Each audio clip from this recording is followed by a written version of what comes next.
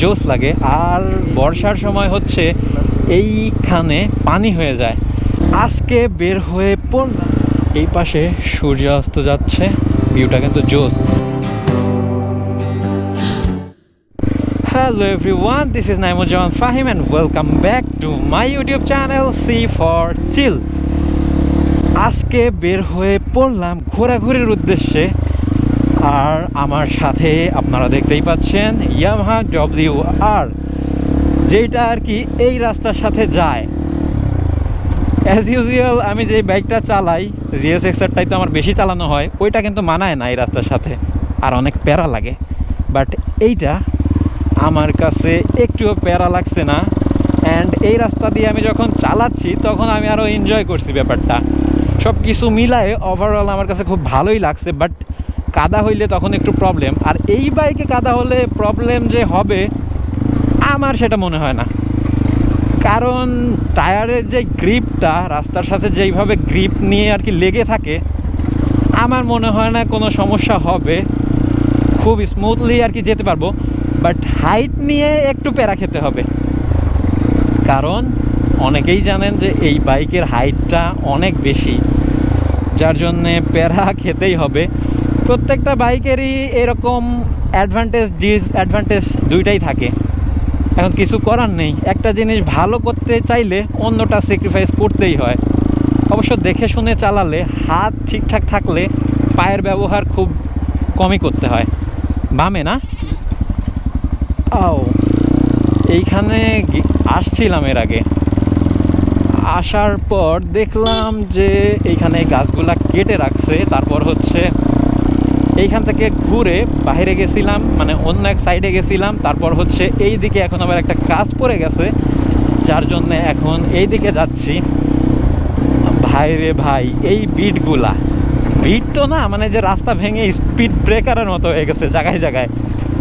অন্য বাইক যদি হতো তাহলে কিন্তু ব্রেক মারতে হইতো, বাট এই বাইকটা দেখে আমার কোনো ব্রেক মারতে হচ্ছে না। পাহাড়ে উঠতে গেলেও যতটা প্যারা ফেস করতে হবে এখানেও কম না, বাট ওইটা হচ্ছে উঁচু অনেক, আর এইখানে হচ্ছে ভাঙা, এইটুকু আর কি ডিফারেন্ট। বাট রাস্তাটা কিন্তু জোস, আর রাস্তার সাইডের যে ভিউটা, it's amazing. O O O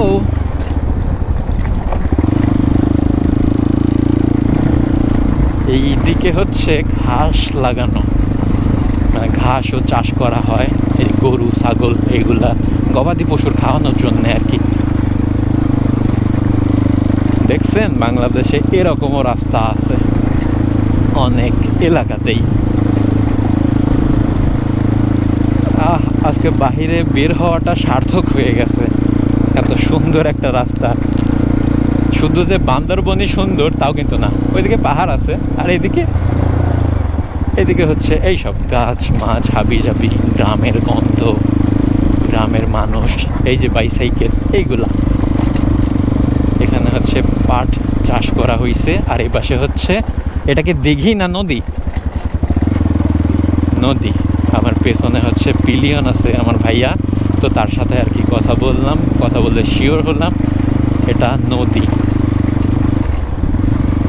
but বড় সড়ো কোনো নদী না, মানে খুব একটা ওয়াইড না, বাট লম্বায় অনেক বড়। এই যে রাস্তার পাশ দিয়েই আর কি যাচ্ছি, তো নদীও পাশেই।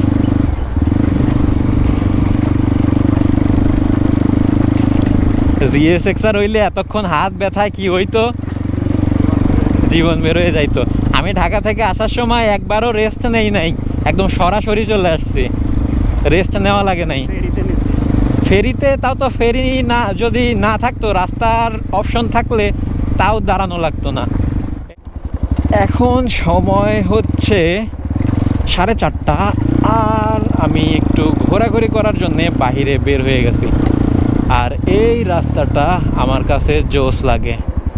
কি খবর ভাইয়া, কেমন আছো? এই রাস্তাটা বরাবরের মতোই আমার কাছে জোস লাগে।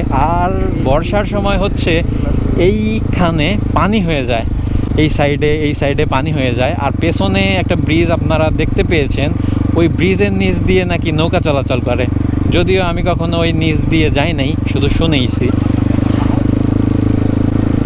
এই পাশে সূর্য অস্ত যাচ্ছে, ভিউটা কিন্তু জোস।